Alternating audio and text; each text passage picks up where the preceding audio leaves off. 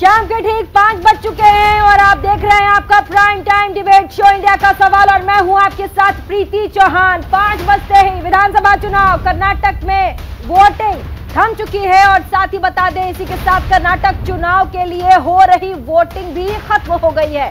कर्नाटक में 224 विधानसभा सीटों के लिए सुबह 7 बजे से मतदान यानी कि पोलिंग बूथ पर वोटिंग करने लोग पहुंच गए, लेकिन कर्नाटक में किसका राज तिलक होगा ये 13 मई को चुनावी नतीजे आने के बाद साफ हो पाएगा। सुबह 7 बजे से शाम के 5 बजे तक नेता से लेकर आम जनता तक पोलिंग बूथ पर मतदान करने पहुंचे।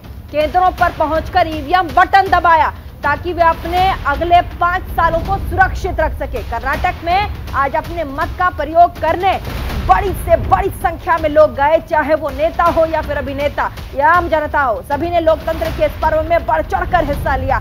सुबह 9 बजे तक कर्नाटक में 8.26% मतदान हुआ था। 11 बजे तक 20.94% मतदान हुआ था। वहीं दोपहर की अगर बात करें यानी कि 1 बजे तक 37.25% मतदान हुआ था। दोपहर के 3 बजे तक 52.03% मतदान हुआ था। जैसे जैसे दिन चढ़ता गया वोट प्रतिशत भी बढ़ता गया। वैसे में जनता ने इस बार सत्ता का किंग किसे बनाया है और इसका फैसला ईवीएम में कैद हो चुका है। साथ ही 13 मई को पता चलेगा कि कर्नाटक में किसका राज तिलक होगा। हालांकि कर्नाटक में सभी पार्टियों ने धुआंधार प्रचार किया, हम सब ने देखा, अपने अपने पक्ष में माहौल बनाया, वोट मांगने की अपील भी की। तो वहीं बीजेपी के लिए बड़ी चुनौती अपना किला बचाने की है। तो वहीं दूर विरोधी कांग्रेस और जेडीएस भी सत्ता परिवर्तन के ट्रेंड को देखते हुए जीत के कयास लगा रही है। तो क्या कुछ होगा इस सियासी गलियारे में और आज के विधानसभा चुनाव में कर्नाटक को लेकर के, क्योंकि 2024 में लोकसभा इलेक्शन और कहा जा रहा है कि ये विधानसभा इलेक्शन कर्नाटक का ट्रेलर है। जल्दी से शुरुआत हम करेंगे 5 तस्वीरों के साथ और आपको दिखाएंगे कि आज कर्नाटक चुनाव में क्या कुछ हुआ है। तो ये 5 तस्वीरें आपके सामने जो बड़ी हस्तियां आज वोट करने पहुंची थी, जिसमें सबसे पहले कर्नाटक का रुख करेंगे। कर्नाटक के मुख्यमंत्री बसवराज बोम्माई कर्नाटक पहुंचे, उन्होंने वोट किया। उसके बाद हम आते हैं दूसरी तस्वीर पर, बीएस येदियुरप्पा नेता बीजेपी के वोट करने पहुंचे। और उसके बाद तीसरी तस्वीर पे आई है निर्मला सीतारमण केंद्रीय वित्त मंत्री पहुंची। और साथ ही चौथे में देखिए मल्लिकार्जुन खड़गे कांग्रेस के अध्यक्ष वोट करने पहुंच गए। उसके बाद एच.डी. कुमारस्वामी पूर्व मुख्यमंत्री कर्नाटक के, उन्होंने वोट कास्ट किया। साथ ही तेजस्वी सूर्या सांसद बीजेपी के 6 तस्वीरों में आप देख सकते हैं कि कैसे ये 6 बड़े चेहरे, दिग्गज चेहरे आज आपको कर्नाटक के विधानसभा चुनाव में वोट करते हुए आपको नजर आए थे। और ऐसे में अब यह कहा जा रहा है कि चेहरे तो वोट करने पहुंच गए, मतदान मांगने भी पहुंच गए, लेकिन क्या इन लोगों ने अपने वोट को अपने जो उनके वोटर्स हैं उनको वोट में कन्वर्ट कर पाए। और कुछ ग्राफिक्स हमने तैयार किए हैं ताकि आप समझ पाएं कि आज क्या कुछ हुआ है। देखिए चुनावी मैदान में कितने उम्मीदवार थे, तो राज्य की 224 विधानसभा सीटों पर आज वोट डाले गए हैं। आपको समझाने की कोशिश है ताकि आप समझ जाएं कि आंकड़े और कांटे की टक्कर कहां है। चुनावी मैदान में कितने उम्मीदवार थे, तो 13 मई को नतीजे आएंगे और ऐसे में नतीजे हम बताएंगे और लगातार हमारी कवरेज भी जारी रहेगी। 2613 प्रत्याशी इस बार के चुनाव में मैदान में है। चुनावी मैदान में उम्मीदवारों की संख्या तकरीबन 2613 है। किसकी किस्मत का फैसला क्या होगा? प्रत्याशियों में 2427 पुरुष, 184 महिलाएं और 2 अन्य शामिल हैं जो कैंडिडेट्स हैं। साथ ही चुनाव लड़ने वाले प्रत्याशियों में बीजेपी से 224 प्रत्याशी चुनाव लड़ रहे हैं। चुनाव लड़ने वाले प्रत्याशी में बीजेपी से, और देखिए ऐसे में कितने उम्मीदवार मैदान में, तो कांग्रेस से 223 उम्मीदवार इस बार मैदान में ताल ठोक रहे थे। आगे बढ़ेंगे, ग्राफिक्स को जरा समझने की कोशिश कीजिएगा क्योंकि ये वही आंकड़े हैं जो आपको 13 तारीख को नतीजों में नजर आएगा। और साथ ही देखिए चुनावी मैदान में कितने उम्मीदवार हैं, तो जेडीएस से 207, आम आदमी पार्टी से 209 और भी पार्टियां हैं। भारतीय कम्युनिस्ट पार्टी यानी कि मार्क्सवादी से 4 उम्मीदवार मैदान में। आगे बढ़ेंगे, आपको ग्राफिक्स जल्दी से हम समझा दें। जनता दल यूनाइटेड से 8 उम्मीदवार मैदान में ताल ठोक रहे हैं। और आगे बढ़ेंगे, और ये ग्राफिक्स हमने तैयार किया है ताकि आपको समझ में आए कि कर्नाटक के इस रण में हो क्या रहा है। तो ये समझिएगा, पार्टी इस बार जो मैदान में है, सबसे पहले बीजेपी, फिर कांग्रेस, फिर जेडीएस, फिर खाली, उसके बाद फिर देखिए कुल सीटें 224 है। 119 पर बीजेपी, कांग्रेस 75, साथ ही जेडीएस को 28 और खाली में 2 सीटें। ये कर्नाटक विधानसभा की मौजूदा जो स्थिति है उसको हम इस ग्राफिक्स के जरिए आपको बता रहे हैं ताकि आपको समझ में आए कि क्या कहती हैं ये जो आंकड़े 224 का, जिसके लिए ये लड़ाई है, 2 महीने से पार्टियां दम भर रही है, उसमें कहां कौन सी पार्टी कितनी सीटों पर काबिज है। आगे बढ़ेंगे और साथ ही आपको बताएं कि इस बार ये देखिए किस समुदाय का कितना प्रभाव है। तो सबसे पहले लिंगायत की बात कर लेते हैं। 18%, कर्नाटक में 17 से 18% आबादी लिंगायतों की, और ये वही समुदाय है जिसके डर से बीजेपी डर रही है और कह रही है कि शायद ये जो 18% लिंगायत समुदाय है ये कहीं ना कहीं इस बार के विधानसभा चुनाव में इंपैक्ट डालेंगे। कुल 224 सीटों में से 52 विधायक इसी समुदाय से आते हैं। बहुत बड़ा आंकड़ा है, 52%। लिंगायत समुदाय को माना जाता है कि बीजेपी का वोट बैंक है, इसीलिए लगातार आपने देखा कैसे लिंगायत समुदाय को रिझाने में बीजेपी लगी हुई थी। वोकालिंगा 12% है। राज्य में वोकालिंगा की आबादी तकरीबन 12% है और ऐसे में समुदाय का जो डाइवर्जन है, डिवीजन है, उसको भी समझिएगा। वोकालिंगा समुदाय का 80 विधानसभा सीटों पर प्रभाव रहता है, ये कहा जाता है, माना जाता है। आगे बढ़ेंगे और आज पूर्व प्रधानमंत्री एचडी देवेगौड़ा इसी समुदाय से भी आते हैं। इस समुदाय का कितना प्रभावित इसे आप समझ सकते हैं। और जल्दी से कर्नाटक में पिछले 5 साल के चुनाव का जो वोट परसेंट रहा है वो भी देख लीजिएगा। 1999 से सन 1999 से शुरुआत करते हैं, 67.65% रहा है। 2004 में 65.17%, 2004 में 64.68%, साथ ही 2013 में 71.45% और 2018 की बात करें तो 72.10% ये फीसदी रहा है, आंकड़ा रहा है। और ऐसे में हम आपको बताएं कि लगातार ये बताने की हमारी यही कोशिश है कि इस बार के विधानसभा चुनाव यानी कि कर्नाटक का कितना अहम हो जाता है तमाम पार्टियों के लिए, चाहे वो बीजेपी हो या फिर कांग्रेस। छोटा सा रिपोर्ट यहां आपको दिखाएंगे हम, उसके बाद आगे डिबेट में हमारे साथ आज मेहमान जुड़ेंगे, उनका नाम गिनवाएंगे। पहले आप रिपोर्ट देखिए, उसके बाद देखते हैं। आज दिन भर कर्नाटक चुनाव बहुत अहम चुनाव है और ऐसे में 2024 भी है। क्या कुछ हुआ और साथ ही कौन से लोग पहुंचे, कितना इम्पैक्ट होगा, लोग कितने लोक लुभावन वादे में आए हैं और कितना % वोट हुआ है और क्या कहती है आज की तमाम जो राजनीतिक पंडित है उनका क्या कहना है, इस पर भी बातचीत करेंगे।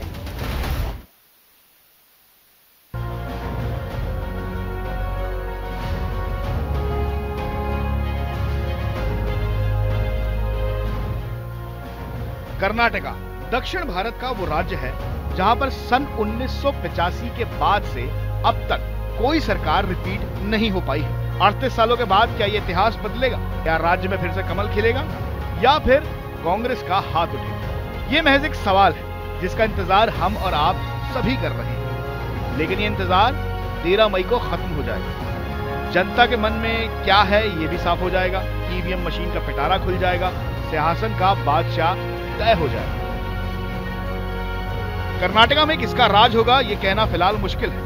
कर्नाटका विधानसभा की 224 सीटों के लिए आज मतदान किया गया। सुबह 7 बजे से शाम के 5 बजे तक नेता से लेकर आम जनता तक सभी ने मतदान केंद्रों पर पहुंचकर ईवीएम का बटन दबाया ताकि वो अपने अगले 5 सालों को सुरक्षित कर सके।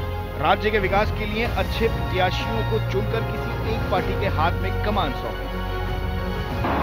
This is a place where you have the right to decide, because in elections, in politics, it is a ruling party who is accountable, and you know well what to do and what you have suffered and what you have done.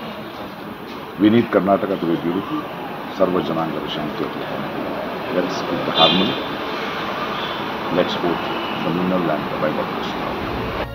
Karnataka विधानसभा चुनाव की सियासी रणभूमि में कांग्रेस और BJP के बीच कांटे का मुकाबला होता नजर आ रहा है। कर्नाटका के 4 दशक के सियासी इतिहास पर नजर डाली जाए तो 1980 और 1985 में लगातार 2 बार जनता पार्टी की सरकार बनी।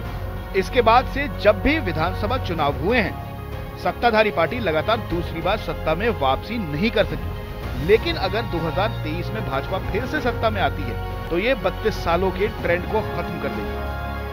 आप देख रहे हैं आज का माहौल इधर कैसे है। हर सीनियर सिटीजन, युवा, महिला, परिवार के संग जो आए हैं, उन सब के चेहरे में इतना शांति से वोट का क्यू लगा हुआ है, लाइन लगा हुआ है।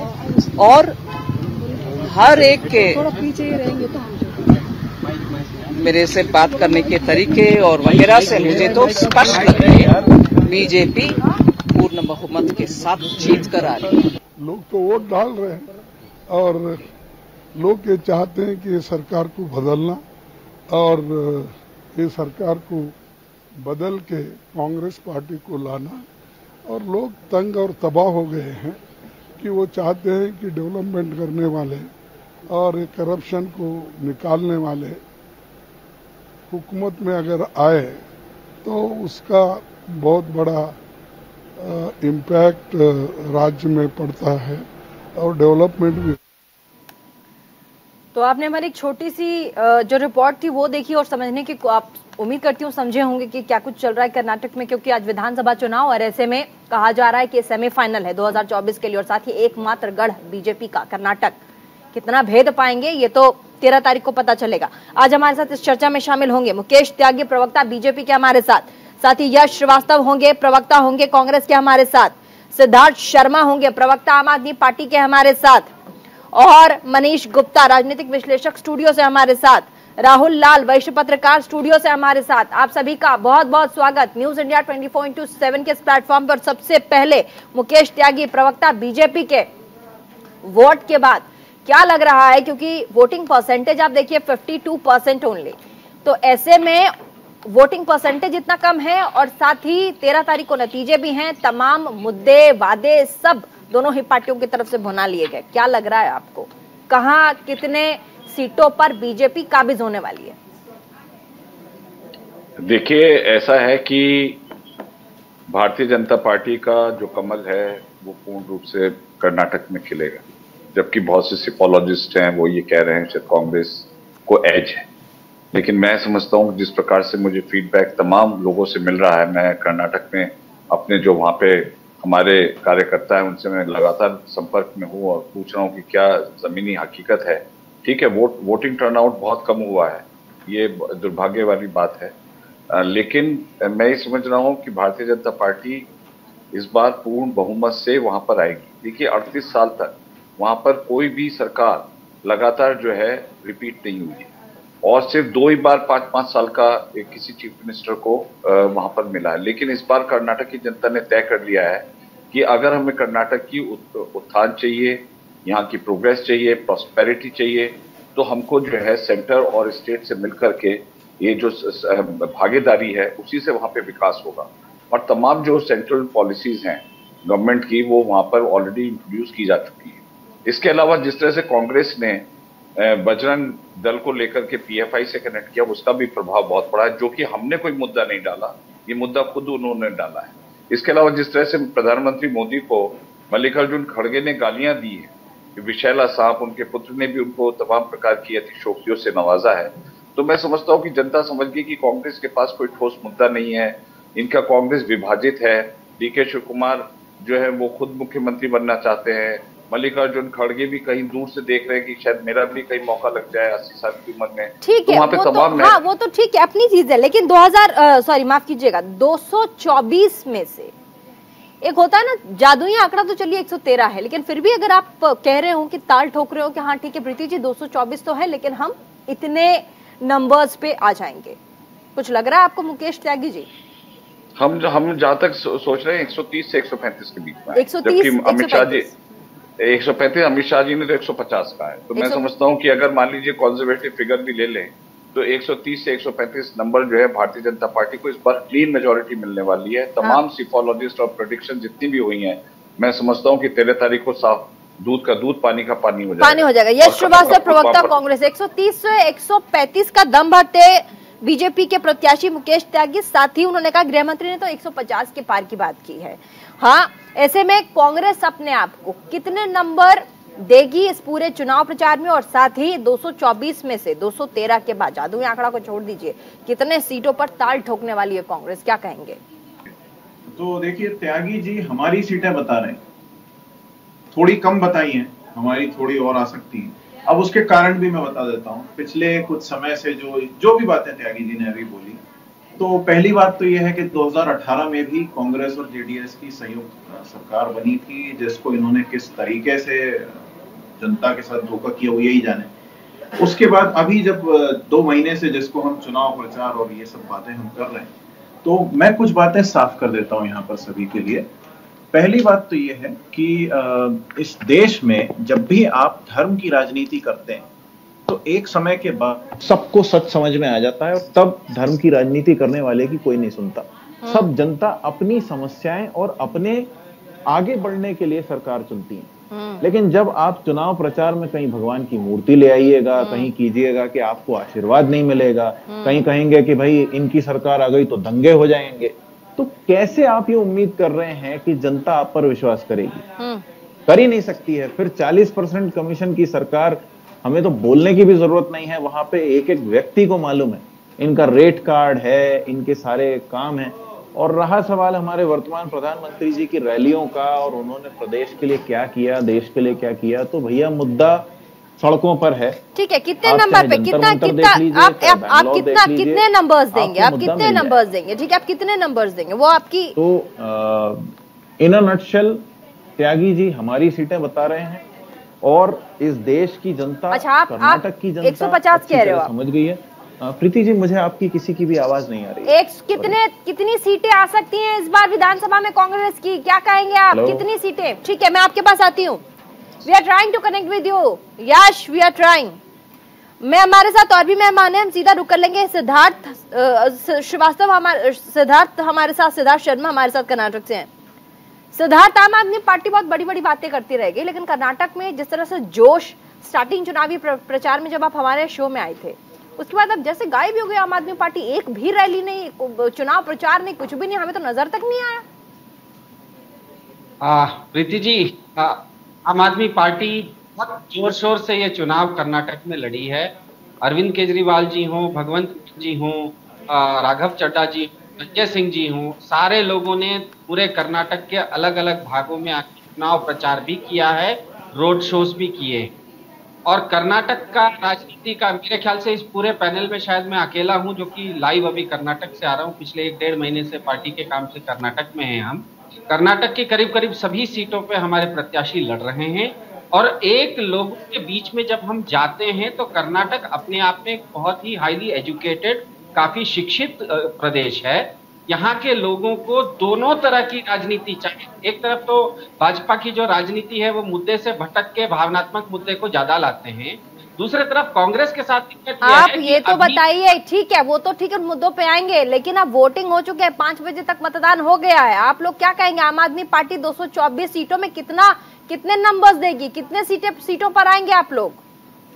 जी, वहीं पे मैं आ रहा था कि कर्नाटक की राजनीति ही ऐसी है कि तीसरी पार्टी या दूसरे अलग अलग पार्टियों का भी, वही 2 पार्टी को स्पष्ट बहुमत नहीं मिलता है। इस विधानसभा में भी भाजपा न तो कांग्रेस को चुनाव में स्पष्ट बहुमत मिला था। तो आम आदमी पार्टी का यह स्पष्ट मानना है कि इस चुनाव में हम डबल डिजिट वोट शेयर और डबल डिजिट सीट ला रहे हैं, जिसके कारण सरकार बनाने में आम आदमी पार्टी की बहुत महत्वपूर्ण भूमिका हो जाएगी। ये बिल्कुल स्पष्ट है। ये कर्नाटक की राजनीति ऐसी ही चली हुई। नंबर्स तो बता दीजिए। बीजेपी कह रहे थे 130 से 35 आ जाएंगे, अमित शाह कह रहे 150, साथ ही सिद्धार्थ यश ने भी कहा कि हम 150 के आसपास आएंगे। नंबर्स तो होंगे कि आम आदमी पार्टी चलिए 10 सीटें, 20 सीटें, 1 सीट, 2 सीट, 10 सीट, 50 सीट। मैंने प्रीति जी कहा कि ये कर्नाटक में हम लोग, आम आदमी पार्टी पहली बार राष्ट्रीय पार्टी बनके चुनाव लड़ रही है। इसके बावजूद जिस तरह के लोगों डबल डिजिट देखा है, डबल डिजिट और डबल डिजिट सीट दोनों आएगी।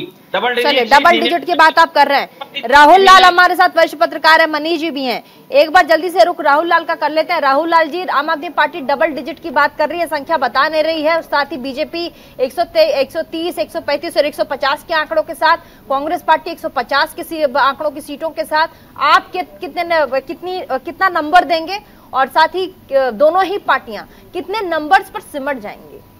3 पार्टियां, तीनों, आम आदमी पार्टी, बीजेपी और कांग्रेस। देखिए, आम आदमी पार्टी के प्रवक्ता हैं तो उनका कहना ये उनका प्रवक्ता धर्म है, लेकिन अभी भी मैं कह रहा हूं कि अगर वहां पे हम लोग ओल्ड मैसूर को छोड़ दें, उस पूरे क्षेत्र को, तो पूरा चुनाव जो है को एकदम बिल्कुल सीधे सीधे भारतीय जनता पार्टी बनाम कांग्रेस वर्सेस कांग्रेस है। और अगर हम लोग ओल्ड मैसूर के क्षेत्र में जाते हैं तो फिर वहां पे वो चुनाव जो है वो जेडीएस बनाम कांग्रेस की स्थिति पाते हैं हम लोग। ये जमीनी स्थिति है, नंबर 1।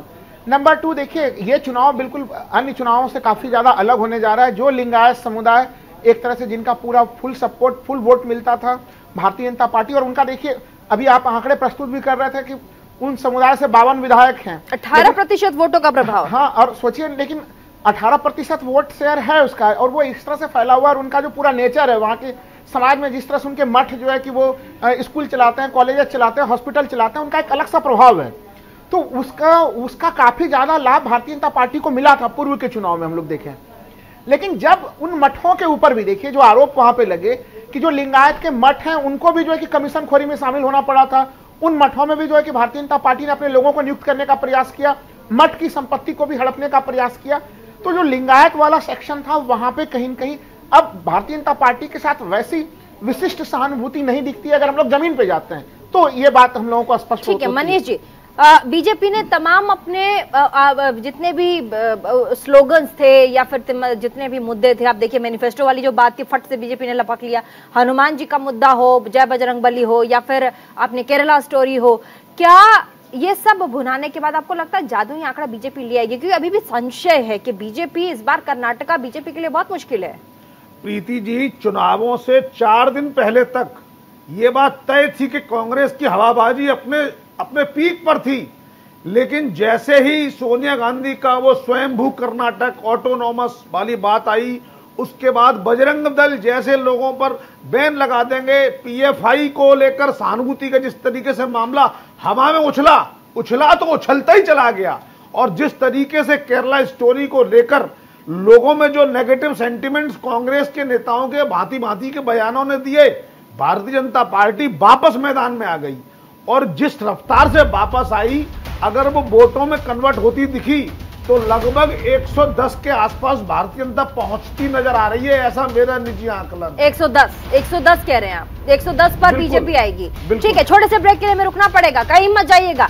और आज क्योंकि 5 बजे तक वोटिंग की जो प्रक्रिया थी वो थम गई है, वोट कास्ट रुक गए हैं, ऐसे में 52% के आसपास वोटिंग हुई है ये कहा जा रहा है। लेकिन ईवीएम में सबकी किस्मत का फैसला तो हो गया है, लेकिन किस्मत किसकी चमकेगी वो 13 तारीख को पता चलेगा। छोटे से ब्रेक के लिए रुक रहे हैं, तमाम उन पहलुओं पर चर्चा करेंगे जिन पहलुओं पर वोट मांगे गए हैं, और क्या जनता कर्नाटक की वो कांग्रेस या बीजेपी में से किससे चुनती है ये तो आने वाले समय में पता चलेगा। लेकिन छोटे से ब्रेक के लिए फिलहाल रुकते हैं, उसके बाद कहीं मजा लिए चलिए प्राइम टाइम डिबेट। ब्रेक के बाद एक बार फिर से स्वागत आप सभी का। और किसकी किस्मत कर्नाटक चुनाव में चमकने वाली है उसी पर हम चर्चा कर रहे हैं, आगे बढ़ेंगे। हमारे साथ तमाम मेहमान, एक बार मुकेश त्यागी प्रवक्ता बीजेपी के रुख कर लेते हैं। बड़े बड़े मुद्दे बीजेपी की तरफ से उठाए गए, आप देख लीजिए बजरंग दल बैन का मुद्दा वो भी बीजेपी की तरफ से उठाया गया, तमाम वो मुद्दे उठाए गए जो कहीं ना कहीं कांग्रेस को इम्पैक्ट कर सकती थी। जैसे कहा गया कि 360 डिग्री चुनाव पूरा घूम गया है जब से कांग्रेस ने अपना मैनिफेस्टो लॉन्च किया। आपको लगता है कि कांग्रेस के मैनिफेस्टो के बाद जो पूरा का पूरा माहौल था चुनाव का कर्नाटक में वो घूम गया, और अब जो भी फैसला आएगा वो बीजेपी के हक में आएगा? देखिए प्रीति जी, ऐसा है कि भारतीय जनता पार्टी बहुत गंभीरता के साथ चुनाव लड़ती है, और हमारा 2024 का भी चुनाव बहुत नजदीक है, और इसके अलावा 3 स्टेट्स के अंदर चुनाव और भी होने वाले। तो हम जो भी काम करते हैं एक कंसिस्टेंसी के साथ करते हैं कि ये ना हो कि हम यहाँ पर कुछ बोलें वहां पर कुछ बोलें। तो हमारे यहाँ जो नीतियां हैं वो ऐसी हैं कि वही करो, कथनी और करनी में ज्यादा फर्क मत रखो। लेकिन कांग्रेस का कॉन्फिडेंस लेवल इतना नीचे गिरा हुआ है कि वो कुछ भी बोल देते हैं, कुछ भी प्रॉमिस कर देते हैं, क्योंकि उनको पता है कि अगर सरकार में नहीं आएंगे तो ये उनको जो है कार्यान्वित करनी नहीं पड़ेगी। तो हमने जितनी भी बातें करी है वो ठोस बातें करी है। और जहां तक मतलब मैं ये समझता हूं कि जिस प्रकार से कांग्रेस ने सेल्फ गोल किया है, समझ में नहीं आता है कि कौन से राजनीतिक सलाहकार हैं वहां पे इतने वरिष्ठ लोगों के होते हुए भी। डीके शिव कुमार कहते हैं मुझे नहीं पता भाई ये कहां से शगुफा आ गया। फिर वो कहते हैं कि मैं 100 मंदिरों में हनुमान जी के मंदिर को रेनोवेशन कराऊंगा। तो इनके जो एकदम जैसे कहते हैं बौखलाए हुए और मानसिक संतुलन को लूज करते हुए जिस प्रकार से कांग्रेस पेश आई है, बहुत दिनों के बाद सोनिया जी मैदान में आई हैं, तो राहुल जी का तो आपको मालूम ही है कि उनका 4000 जो जोड़ो यात्रा है उसका प्रभाव कुछ ज्यादा भारत की धरती पर नहीं पड़ा है। तो मैं समझ रहा हूँ कि भारतीय जनता पार्टी जिस तरह मोदी जी ने ताबड़तोड़ रैलियां की हैं वहां पर और रोड शोज किए, और जिस प्रकार से वहां पब्लिक उमड़ करके आई है, और चाहे हमारे वो जेपी नड्डा जी हों, चाहे वो हमारे अमित शाह जी हों, और तमाम हमारे शीर्ष नेता वहां पे लगातार कई दिनों से काम कर रहे हैं। अब रहा 40% के ब्लेम को लेकर के, मैं आपको बताऊं मुख्यमंत्री ने ऑलरेडी वहां पर एक कमीशन बैठा दिया जो 50 करोड़ से लेकर के उन टेंडर्स को वेट करेगा। इसके अलावा ई टेंडरिंग होगी, तो तमाम ऐसे मुद्दे, ऐसे पॉलिसीज उठाई जा रही हैं जिससे ये जो भ्रष्टाचार, ये तो 85% के कमीशन के नाम से जाने जाते हैं। हाँ। राजीव गांधी जी ने खुद का, इनका तो इतिहास देख लीजिए, विरासत देख लीजिए, किस प्रकार से भ्रष्टाचार की चरम सीमा पर कांग्रेस पहुंची हुई है। हाँ। वो जब भ्रष्टाचार के ऊपर भाषण देती है तो मैं समझता हूँ एक उपासना हो जाती है। तो ये कर्नाटक की जनता देख रही थी कि कर्नाटक की जनता बहुत परिपक्व है, समझती है। राहुल जी इस पर जवाब देने बहुत देर से हाथ उठा रहे थे, उसके बाद मैं यश के पास आऊंगी। मुकेश त्यागी जी को आपने बड़े ध्यान से सुना, और कुछ कहना मुकेश जी? नहीं, बस आप जब कोई ठीक है, राहुल जी बोलिए। देखिए, मैं ये मुकेश जी के इस बात से मैं सहमत हूं कि कर्नाटक की जनता बहुत ध्यान से वोट करती है और उनको पता है कि राष्ट्रीय मुद्दों का प्रयोग किस समय वोट में करना है और लोकल मुद्दों का प्रयोग वोट में कब करना है। क्योंकि देखिए 1984 में जिस समय की बिल्कुल जबरदस्त लहर रही, वो उस समय वो कर्नाटक जो है कि जरूर कांग्रेस के साथ गया, लेकिन 1985 में जब विधानसभा के चुनाव होते हैं तो कर्नाटक ने बिल्कुल एक अलग सा परिणाम दिया था। तो ये उनका पुराना रिकॉर्ड रहा है। जिस तरह से वहां पे यूनिफॉर्म सिविल कोड, कर्नाटक के लोग, चूंकि मैं गया हुआ था वहां पे, कर्नाटक के लोग पूछते थे भारतीय जनता पार्टी ने अपने किस स्टेट में यूनिफॉर्म सिविल कोड लागू कर दिया जो हर जगह चुनाव शुरू होते ही आप उसका दावा ठोक देते हैं। अगर आपको करना है, केंद्र में भी सरकार है, तमाम जगह पुरानी सरकारें चल रही हैं। हाँ। तो देखिए ये जो मुद्दे थे, अभी भी आप अगर वहां पे जाइए फील्ड में प्रीति जी, तो लोगों के बिल्कुल बेसिक बुनियादी मुद्दे, बंगलोर जैसे जो शहर है, बंगलुरु जैसे शहर, वहां पे मुख्य जगह पे सड़कें टूटी हुई, वो लोगों के मुद्दे में, पेयजल की कमी वो मुद्दे में, म्युनिसिपल कॉर्पोरेशन के चुनाव टाल के रखे गए वो लोगों के मुद्दे में। तो हर तरफ आप कहीं पर भी चले जाइए वो मुद्दे में। हाँ, 2 सेक्शन में जरूर बीजेपी के लोग जो है कि थोड़े मजबूत स्थिति में, कोस्टल एरिया में और सेंट्रल कर्नाटक में, ये मैं जरूर मानता हूं। और जो ये जो कहा जा रहा है कि बजरंगबली या फिर ये तमाम मुद्दों को लेके जो है कि काफी एनर्जी में है भारतीय जनता पार्टी, तो उनके कार्यकर्ता कि जब से कांग्रेस ने मैनिफेस्टो आउट किया उसके बाद आप देखिए बजरंग दल का जो मुद्दा था जिसमें पीएफआई और बजरंग दल बैन की बात है, हालांकि पीएफआई पहले से बैन है, लेकिन उसके बाद जिस तरह से बीजेपी ने पूरे मामले को लपक लिया और उसके बाद तूल पकड़ लिया पूरे कर्नाटक में। आप अगर आप देखें कल तक भी बजरंगबली और हनुमान चालीसा का पाठ होता रहा है वहां पे। ऐसे में ये 360 चेंज वाला गेम भी था जहां आप एक दूसरा नैरेटिव सेट कर रहे हो। ये देख के प्रथम दृष्टया लग रहा है कि नैरेटिव चेंज हुआ है, लेकिन कर्नाटक के लोग, कर्नाटक एक छोटा बच्चा भी इसको सहमत नहीं है कि बजरंगबली और बजरंग दल दोनों बिल्कुल समानार्थी, नहीं मानने के लिए तैयार हैं। मैं केवल एक सवाल पूछता हूं, जो लोग कह रहे हैं कि माननीय प्रधानमंत्री जी के भाषणों से पूरा जो है कि इलेक्शन का यूटर्न हो गया, बीजेपी का परसेप्शन अलग है। वो कह रहे हैं कि आप हाउ कैन यू कंपेयर, मतलब आप पीएफआई से और बजरंग दल को कैसे कंपेयर कर लो? दोनों के दोनों सांप्रदायिक संगठन है। देखिए जो पूरा लाइन था उसमें सांप्रदायिकता के ऊपर चोट किया गया कि भाई वो एक तरह से इस्लामिक राष्ट्र की बात कर रहा है, वो भी एक तरह से तोड़ने की बात कर रहा है, तो समाज में ध्रुवीकरण की स्थिति पैदा कर रहा है, ये आरोप है। गुंडागर्दी का आरोप है, वो भी करता था गुंडागर्दी, वो भी करता था गुंडागर्दी। बजरंग दल को सांप्रदायिक संगठन बोलना निहायत ही गलत है। आप कैसे बोल सकते हैं? की तमाम घटनाएं घटी है। चिल्लाइए मत भाई। राहुल दल की पीएफआई से तुलना अपने आप में बिल्कुल होनी चाहिए, क्यों नहीं होनी चाहिए? दोनों एक ही क्वालिटी पे खड़े हैं, बिल्कुल एक ही क्वालिटी पे खड़े हैं। अगर आप अपने आंखों में चश्मा डाल के बैठे हैं, ये आपका विचार है। आईएएस के लोग हैं, वोट डाल रही है मनीष जी, आप वोट नहीं डाल रहे हैं। अरे बात सुनिए, मनीष जी आप आईएएस के लोग हैं, पीएफआई के लोग हैं जो ये मैसेज दे रहे हैं कि बजरंग दल सांप्रदायिक संगठन है। अरे बजरंग दल सांप्रदायिक संगठन है। केरला का भी समर्थन है। हिम्मत है, अगर हिम्मत है तो कांग्रेस से कहो वो इसको फेल लगा दे, तो लगा देगी। कांग्रेस ने वादा किया, कांग्रेस ने वादा किया, इसी हिस्से में कांग्रेस आएगी, भूचाल आ जाएगा इस देश में, बिल्कुल आएगा।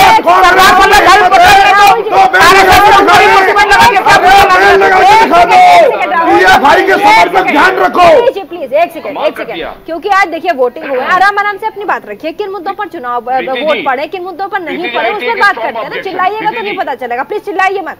हाँ ठीक है, बोलिए मुकेश। वेरी स्ट्रॉन्ग ऑब्जेक्शन कि राहुल जी ने किस तरह से कहा कि बजरंग दल जो है पीएफआई दोनों देश को तोड़ने के काम कर रहे हैं। इनको इतना गैर जिम्मेदाराना बयान इन्होंने दिया है। आप समझते हैं एक प्रकार का ये आपने राष्ट्र के खिलाफ मॉब लिंचिंग अभी भी नासिर की हत्या बजरंग दल को अगर आपकी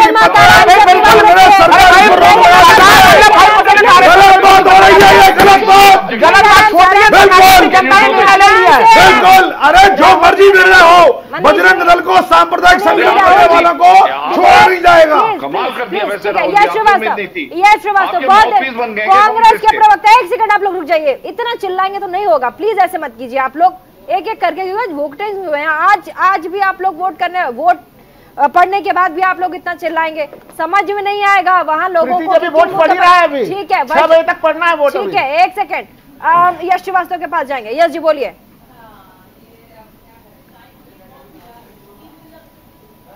यस जी बोलिए। Am I audible now? जी जी बोलिए बोलिए। ओके, देखिए सबसे पहली बात तो बजरंग दल क्या है क्या नहीं है वो तो यहाँ गुप्ता जी ने ही बता दिया। हाँ हाँ। जिस तरीके से उन्होंने अपना आपा खोया है उसी तरीके से बजरंग दल ने अपना आपा खोया, उसी तरीके से उन्होंने। अरे तो आप क्या क्या दिखाओ ना, बजरंग दल आप आतंकवादी संगठन है, आप बोल के दिखाओ ना। अगर हिम्मत है मैं चैलेंज करता हूँ, मैं चैलेंज करता हूँ, हिम्मत है बोल के दिखाओ, बोल के दिखाओ। अरे हिम्मत है बोल के दिखाओ ना, अरे मुंह से बोलो, अरे जुबान से निकालो ना, अरे जुबान से निकालने की हिम्मत है, अगर हिम्मत क्यों पीछे हटे?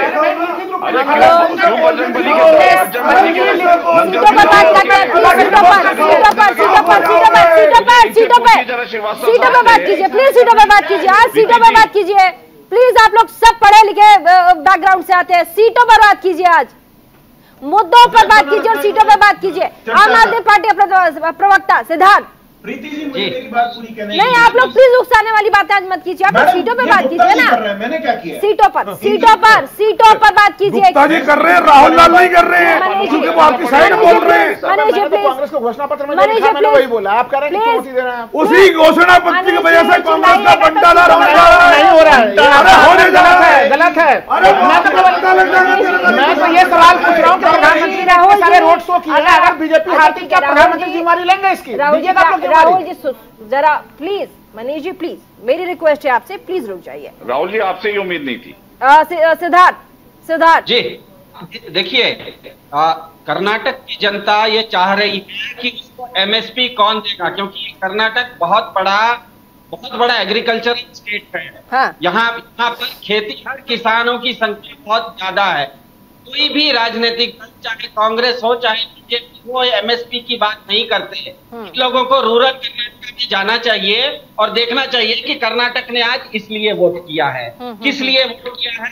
कर्नाटक ने किया है कि कौन देगा। एक सेकंड मनीष जी, मैं बोलूंगी, मैं आऊंगी आपके पास, प्लीज समझिए। नौजवानों की नौकरी कौन देगा? कर्नाटक इसलिए वोट किया है, महिलाओं को सुविधा कौन देगा? कर्नाटक ने इसलिए वोट किया है, बिजली पानी की और स्वास्थ्य की सुविधाएं उसे कौन देगा? कर्नाटक मुद्दों पर वोट कर रहा है, कर्नाटक पूरी तरह से मुद्दों पर वोट कर रहा है, और कर्नाटक जानता है कि भाजपा और कांग्रेस ये दोनों ही पार्टी चुनाव में तो एक दूसरे के खिलाफ लड़ते हैं और चुनाव खत्म होते ही बीजेपी वाले भाजपा वाले कांग्रेस वाले भाजपा में चले जाते हैं।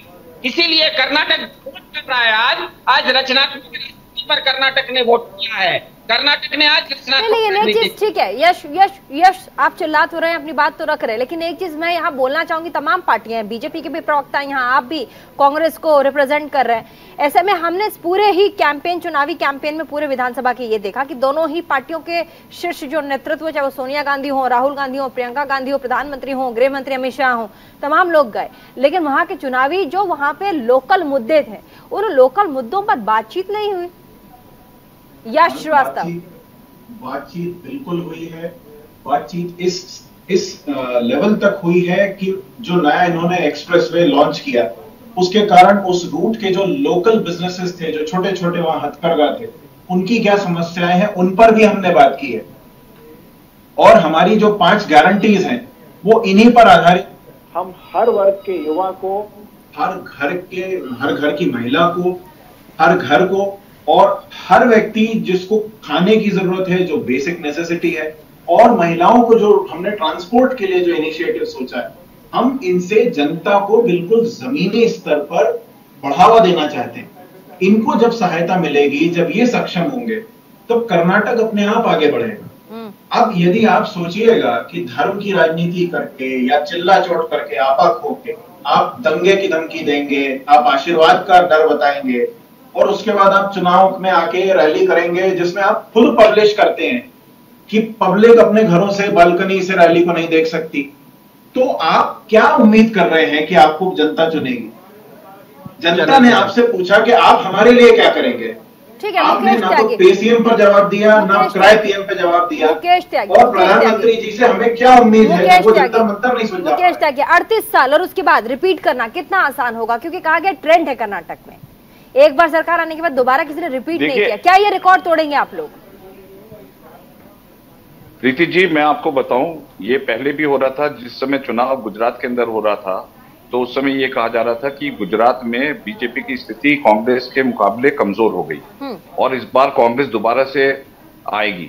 उसमें हमने वहां नए चेहरों को इंट्रोड्यूस किया। लोगों ने कहा कि ये नए चेहरे जो है, पुराने चेहरे जो है, इनके खिलाफ बगावत करेंगे। और वहां पर आपने देखा कि ऐतिहासिक जीत, हमारी कितनी बड़ी ऐतिहासिक जीत। एक बार सिद्धार्थ जी कुछ कहना चाह रहे हैं, एक बार रोकूंगी आपको। सिद्धार्थ जी बताइए, एक तुरंत आती हूँ, माफी चाहूंगी मैं आपसे, कुछ कहना चाह रहे हैं सिद्धार्थ, जल्दी से तुरंत आती हूँ मुकेश जी आपके पास।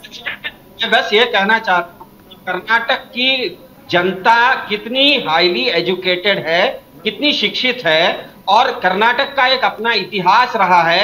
1983 से ही यहाँ पर नई पार्टियां, रामकृष्ण हेगड़े जी जैसे लोगों के द्वारा नई पार्टियों को पूरा बहुमत मिला है। कर्नाटक की राजनीति किसी एक संकीर्ण दायरे में संकीर्ण राजनीति हो ही नहीं सकती। भारत का सबसे पहला, जो आज 74वां हम संशोधन कहते हैं, पंचायती राज एक्ट, वो भारत के संविधान में आने से पहले कर्नाटक ने सबसे पहले पंचायती राज एक्ट लाया था।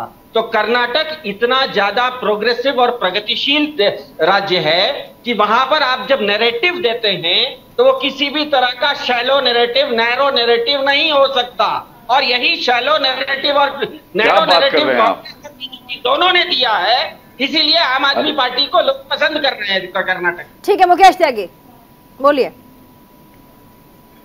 ठीक है, आपकी पार्टी ने कर्नाटक की जनता का प्रशंसा किया, मैं उसका अनुमोदन करता हूं कि आप ये कहना चाहते हैं उत्तर प्रदेश की जनता और गुजरात की जनता अनपढ़ है, अनभिज्ञ है, अपरिपक्व है, क्या कहना चाहते हैं आप ये तुलनात्मक दृष्टिकोण से? अब आप मुझे बोलने दीजिए, अब आप मुझे बोलने दीजिए। वो तो जनता देख रही है, न्यूज 24 के दर्शक हैं, वो इतने समझदार हैं कि आम आदमी पार्टी का प्रवक्ता क्या बोल रहा है उन्होंने सुन लिया है। आप अपनी बात कहिए ना, मेरे मुंह में आप बात कैसे डाल रहे हैं? आप इतने समझदार नहीं है क्या? भाजपा के प्रवक्ता हैं, मैंने क्या कहा लोगों ने नहीं सुना है, रिकॉर्ड है। नहीं तो आप अपनी बात कहिए ना महाराज, आप इस प्रकार की आप अपरिपक्व बात मत करें। आप गुजरात की जनता का और उत्तर प्रदेश की जनता का अपमान कर रही है कहकर कि कर्नाटक की जनता बहुत परिपक्व है। बाकी दोनों राज्यों का नाम लेके उस जनता का अपमान अभी किया है लाइव टेलीविजन पे। नहीं तो गुजरात की जनता का नाम लिया, न तो उत्तर प्रदेश की जनता का नाम लिया।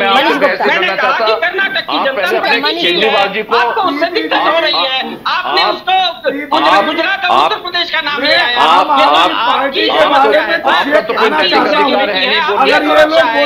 यही तो नैरेटिव कर्नाटक में नहीं चलता है, यही तो नैरेटिव कर्नाटक में नहीं चलता है। बड़ी जल्द पता लगेगा, पूरे देश से आपका सुपड़ा साफ हो जाएगा।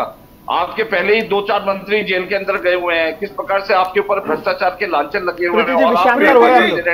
विषांतर हो रहा है, कर्नाटक के ऊपर आ जाए, कर्नाटक पे आइए, कर्नाटक पे बात कीजिए, कर्नाटक पे बात कीजिए। हाँ, मैं ये कहना चाहता हूँ कि इस देश में जिस तरीके से मैं कर्नाटक में अपना वक्तव्य खत्म करने दीजिए, एक बहुत बड़ा बोझा लेके आए। अपनी बात देश की जनता को लगता था एक पढ़ा लिखा व्यक्ति आया है और वो कुछ नया करेगा। कर्नाटक रिलेटेड टू कर्नाटक, बिल्कुल वैसे ही जैसे पाकिस्तान में इमरान खान आए, उन लोगों ने देश को क्या दिया? सिर्फ फ्री लीज बांटने का एक नया कॉन्सेप्ट, 4 राज्यों में उसके मेल है, बीजेपी बन गई है, का घोषणा बीजेपी में घोषणा क्यों कर रही है? ये तो नहीं चलेगा ना। भारतीय जनता पार्टी में घोषणा करेंगे वो लोक कल्याणकारी राज्य बोल लो, मैं कह रहा हूँ फ्री बीच की बोलो, जब आप बात करते हैं मैं भी बोल लूंगा। आप पहले बोल दो, दोनों उसमें दो मापदंड नहीं होंगे ना। बातों के बीच में आना, मैं सुन लीजिए, अरे भाई आप आप घुसे, मैं तो अभी घुसा, मैं कह रहा हूँ फ्री बीच का बीजेपी के लिए मापदंड फ्री बीच का, बाकी पार्टियों के मापदंड अलग होगा ना। आप 30 सिलेंडर का आपने देने घोषणा नहीं की है। अरे भाई फ्री बीच का चार्ज भारतीय जनता पार्टी पहले से दे रही है। जो मर्जी हो यार, मेरे को अपनी बात नहीं भाई, आप अपनी बात क्या कहेंगे? आप जब मैं बोला था फ्री बीच का मामला मत बोलिए। तमाम राजनीतिक दल फ्री बीच की घोषणा कर रहे हैं। मैं बोल ही रहा हूँ इसलिए ये फ्री बीच का मामला बीजेपी करे कर्नाटक चुनाव फ्री बीच के लिए सारी पार्टियां घोषणा कर रही है। जिम्मेवार है यश श्रीवास्तव, अरे आप लोग आपस में ही उलझ रहे हैं। आम आदमी पार्टी कर्नाटक में है नहीं, वो कहां से घुस जाएगा आम आदमी पार्टी? यश श्रीवास्तव, आम आदमी पार्टी है वहां पे, कितनी सीटें लाएगी आम आदमी? यश श्रीवास्तव प्लीज। ओके, देखिए, जहां तक सवाल है चीफ मिनिस्टर क्या कर रहे हैं, किसने क्या कमीशन बैठाया, जो अभी त्यागी जी बोल रहे हैं कि 40% पर आयोग बिठाया, तो येदियुरप्पा जी की खुद की डायरी है 1800 करोड़ की। उसके बाद इनकी सरकार का रेट पता चला है 2500 करोड़ सीएम का, और पूरी रेट लिस्ट है, कहिए तो पढ़ के सुनाओ। साबुन में घपला है, कोविड सप्लाईज में 75% घपला है, कमीशन है, और ये एक तो बीच में बोल रहे हैं खींचे आयोग पर ऑलरेडी कंप्लेंट में आपके खिलाफ, अरे कांग्रेस के खिलाफ ऑलरेडी कंप्लेंट करी हुई है चुनाव आयोग में, उसे रिपीट करने का फायदा नहीं है। बिना एविडेंस अरे बीजेपी के लोग तमाम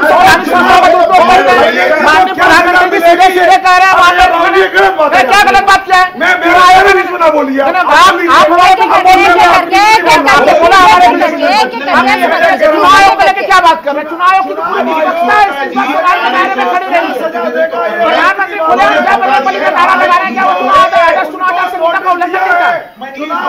अगर आप लोग चिल्लाएंगे, ठीक है, अगर आप लोग ऐसे चिल्लाएंगे तो मुझे तो समझ आ ही नहीं रहा है।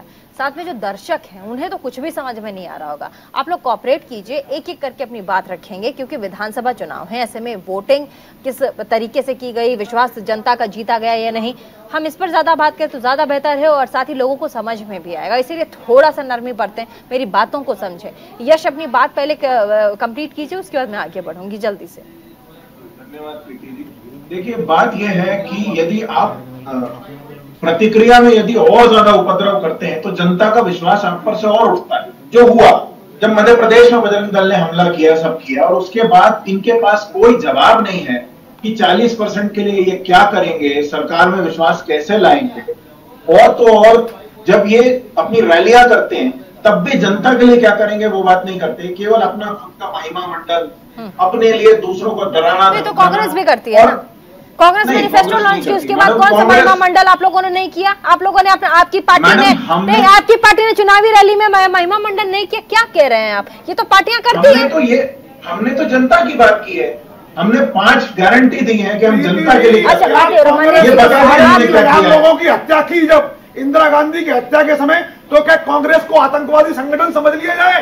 नहीं, प्लीज, जिसने गलत किया उसे सजा होगी। इसका सबूत लाइए, लेकिन सबूत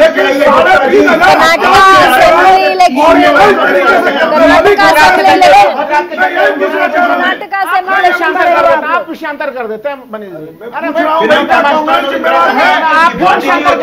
कर्नाटक विधानसभा पे डिबेट हो रहा है अभी 1984। प्लीज कर्नाटक में जाइए, मुद्दे पे बात कीजिए, ताकि लोग भी जो देख रहे हैं उन्हें भी लगेगा कि हमने जो मुद्दा रखा उस पर आप बात कर रहे हैं। राहुल लाल जी कुछ कह रहे हैं। नहीं, देखिए, मैं 2-3 चीजें बिल्कुल कर्नाटक को लेकर स्पेसिफिक में कहूंगा कि देखिए, कर्नाटक के मामले में आम आदमी पार्टी जो यहाँ पे डिबेट में शामिल थी वो वहां पे नहीं है। देखिए, वो सीन में नहीं है, तो इसलिए वो, हालांकि वो दम भर रहे हैं, लेकिन वो नजर नहीं आ रहे। देखिए, वहां पे वो जमाना जब पार्टी कहलाएंगे, इसलिए वो अब वो क्या कह रहे हैं कर्नाटक के मामले में, कर्नाटक में उनकी कोई उपस्थिति नहीं है। बिल्कुल आप जमीन पे जाके कोई भी आदमी इसकी पुष्टि करेगा स्पष्ट रूप से। देखिए, उनके बारे में तो मैं बात नहीं करूंगा। अब बची बात यहाँ पे कि बीजेपी या कांग्रेस को लेकर, देखिए, ऑपरेशन लोटस अगर बीजेपी ने नहीं चलाया होता और अगर कांग्रेस और वो पुरानी गठबंधन की सरकार चल रही होती तो स्थितियां अलग होती। लेकिन आपने एक सरकार को गिराया और अपना सरकार बनाया। आज स्थिति में ही नहीं है कि माननीय प्रधानमंत्री जी बासवराव मुंबई का नाम ही नहीं लेते। सोचिए स्थिति ऐसी है कि आप वहां पे लोकल लीडरशिप का आप नाम नहीं ले पा रहे हैं। तो ये संकट समझिए भारतीय जनता पार्टी का कि वो सीधे सीधे पूरा इलेक्शन उन्हें माननीय प्रधानमंत्री जी के नाम पे लड़ना पड़ रहा है। वो आप लोकल लीडरशिप के नाम पे नहीं इलेक्शन लड़ पा रहे हैं। ये उनकी सबसे बड़ी चुनौती है। जो लोग कह रहे हैं कि प्रधानमंत्री की रैलियों से वहां पर स्थिति बदली है, ये नजर आई, ये प्रॉब्लम नजर आई। सही कह रहे हैं कि आपको कहीं ना कहीं, क्योंकि आपने 5 सालों में 3 बार मुख्यमंत्री के चेहरे बदले, प्रधानमंत्री को अल्टीमेटली जिस तरीके से प्रधानमंत्री ने मोर्चा संभाला है, ये अपना में सराहनीय बात है, क्योंकि आप प्रधानमंत्री हैं और साथ साथ आपकी पार्टी की जिम्मेदारी भी है, तो वो कूदे। मुकेश त्यागी जी, क्योंकि प्रधानमंत्री के चेहरे पर क्या पूरे कर्नाटक की जनता सिर्फ प्रधानमंत्री के चेहरे पर, गृह मंत्री अमित शाह के चेहरे पर और उन स्टार प्रचारकों के चेहरे पर क्या कर्नाटक की जनता वोट करेगी? बिल्कुल नहीं। मैं समझता हूं कि ये पूरा एक कॉम्बिनेशन है। ये खाली एक ही फैक्टर नहीं है कि सिर्फ मोदी जी किसी बड़ी ठोस बुनियाद के आधार पर ही वहां पर अपना सब रैलीज कर रहे हैं, रोड शोज कर रहे हैं और उनके पास मजबूत और सशक्त उनके पास उपलब्धियों का एक पुलिंदा है। उसके आधार पर मोदी जी कह रहे हैं। मोदी जी की जो क्रेडिबिलिटी है वो इतनी ज्यादा है, जनता उनकी बातें सुनकर के और उनकी बातों में क्योंकि करनी और करनी में फर्क नहीं है। देखिए 70 से 80 हजार करोड़ का आवंटन जो है सेंट्रल गवर्नमेंट की पॉलिसीज के द्वारा कर्नाटक के लिए किया गया है। आने वाले 5 वर्षों में आप देखिएगा कि कर्नाटक कितनी त्वरित गति से प्रगति करने वाला है। वहां पर सरकार को देखिए, हमें जो मिला वहां पे विरासत, वो कांग्रेस का बिगड़ा हुआ प्रशासन हमको मिला, वहां भ्रष्टाचार के विरासत हमको मिली। तो हमको अभी 2-3 साल का उसके बीच में जो है कोरोना का टाइम आ गया, तो एक ठोस प्रगति करने का मौका अभी तक। बड़ी खबर है, जरा पढ़ लेते हैं। बड़ी खबर हमारे पास आ रही है, फिलहाल रुक कर लेते हैं। कर्नाटक विधानसभा चुनाव के लिए वोटिंग अभी भी जारी है। सभी 224 सीटों के लिए वोटिंग अभी भी जारी है। शाम के 5 बजे तक 65.69% मतदान हुआ है। 58,545 मतदान केंद्रों पर वोटिंग हुए हैं। 2615 उम्मीदवारों की किस्मत का फैसला होना है और ऐसे में वोटिंग परसेंटेज फिलहाल अभी भी 52% के आसपास नजर आ रही है। लेकिन कितना 52% वोटिंग तो है, लेकिन किस पार्टी के किस्मत में कर्नाटका विधानसभा चुनाव में जीत का सेहरा सजेगा, आने वाले समय में ही पता चल पाएगा। आगे बढ़ेंगे, हमारे साथ 65% मतदान अभी था। 66% जो वोटिंग है अभी तक हम कह सकते हैं कि अभी तक हुई है और ऐसे में 13 तारीख को ही पता चलेगा। वोटिंग तो देखिए हो ही रही है, फिर भी अभी वोटिंग परसेंटेज थोड़ा कम है। मुकेश जी अपनी बात कर रहे थे, जल्दी से मुकेश जी का रुख करेंगे, उसके बाद फिर राहुल लाल जी के पास समय थोड़ा कम है। राहुल लाल जी अपनी बात कर लें, उसके बाद फिर फाइनल कमेंट की तरफ जाएंगे। राहुल लाल जी आप भी कुछ कहना चाह रहे थे? मैं ये कह रहा था कि देखिए जो पिछले बार का 2018 का चुनाव था उसमें वोटिंग प्रतिशत 72% था, जो सबसे हाईएस्ट था। बिल्कुल। और अभी जो हम लोग 3 बजे के आंकड़े देख रहे थे तो वो ऐसा लग रहा था कि कम रह जाएगा, लेकिन वहां पे एक अधिकांश जगह पे उमस भरी गर्मी है।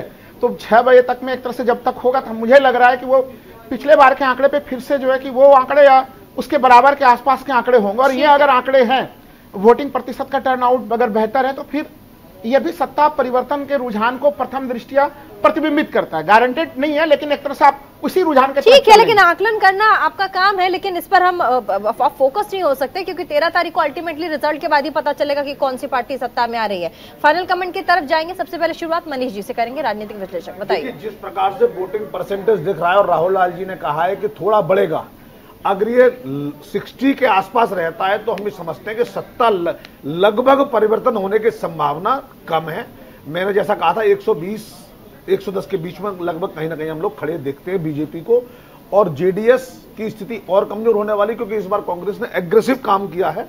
तो मुझे लगता है जेडीएस क्या किंग मेकर की पोजीशन में रह पाएगी, ये भी बड़ा प्रश्न होगा। आम आदमी पार्टी खाता जरूर खोलेगी, ये मैं कहना चाहता हूं। ठीक है, प्रवक्ता मुकेश त्यागी बीजेपी के फाइनल कमेंट। देखिए, ये देखा जाए तो प्रथम दृष्टया त्रिकोणीय कंटेस्ट है। इसमें जेडीएस, बीजेपी और कांग्रेस। मैं समझ रहा हूं कि बीजेपी पुनरावृत्ति करेगी और बहुत अच्छे मार्जिन से करेगी। और मैं समझता हूं अगर 135 और 150 हो जाए तो अतिशयोक्ति नहीं होगी। भारतीय जनता पार्टी दोबारा से कमल का फूल कर्नाटक के अंदर खिलाएगी। यश जी, कांग्रेस की 5 गारंटी जनता से पूछकर, जनता का मर्म समझकर बनाई गई है। हम उसी अनुसार काम करेंगे, इस बात का जनता में पूरा विश्वास है। और हमारी जो 5 गारंटी है, गृह लक्ष्मी, गृह ज्योति, युवा निधि, अन्न भाग्य और उचित प्रयाण, इसको देखते हुए जनता हमें पूरा समर्थन देगी, ऐसा मुझे पूरा विश्वास है। और इस बार पुनरावृत्ति जरूर होगी, लेकिन 18 की तरह कांग्रेस सरकार आएगी। और इस बार कोई, मैं एक चीज कहूंगा कि बीजेपी के पास एक बहुत अच्छा मौका था कि वो महाराष्ट्र और जो तमिलनाडु कर्नाटक के बीच का विवाद था उसको खत्म करती, लेकिन वो विवाद काफी ज्यादा बढ़ा दोनों जगह पे उनकी सरकार रहने के बावजूद भी। तो जो एक तरह से हम लोग कहते हैं बंबई वाला जो कर्नाटक है, वहां पे एक तरह से नुकसान की स्थिति दिख रही है। दूसरी चीज जो मैं कह रहा हूं यहाँ पे कि एक तरह से जो चुनाव कांग्रेस की तरफ से कई सारी कमियां होती थी। उदाहरण के लिए जब हम लोग गुजरात चुनाव का विश्लेषण करते थे तो कहते थे कि देखिए राहुल गांधी एक ही बार जो है कि वहां पे पहुंचे, कैंपेनिंग नहीं हुई। तो भारत जोड़ो यात्रा का भी परीक्षण है और कांग्रेस ने कहीं न कहीं अपने पुराने गलतियों से सीख लेते हुए पूरा का पूरा कुछ चेंजेस भी किए। ठीक है, बहुत बहुत शुक्रिया तमाम मेहमान हमारे साथ इंडिया के सवाल में। और साथ ही आपने देखा कर्नाटक के विधानसभा चुनाव को लेकर के, क्योंकि आज विधानसभा चुनाव थे, वहां पर तमाम लोग वोट करने पहुंचे। ऐसे में 13 तारीख को नतीजे अपने आप में तमाम चीजें बयां करेंगी 2024 के लिए। क्या कर्नाटक चुनाव ट्रेलर का काम करेगा, जीत किसकी होती है, इससे बहुत कुछ डिसाइड होगा। इस बार कर्नाटक विधानसभा चुनाव से छोटे से ब्रेक के लिए रुकेंगे, कहीं मत जाइएगा। देखते रहिए न्यूज़ इंडिया 24/7 और देखना न भूलें यहाँ पर prime time debate show India का सवाल।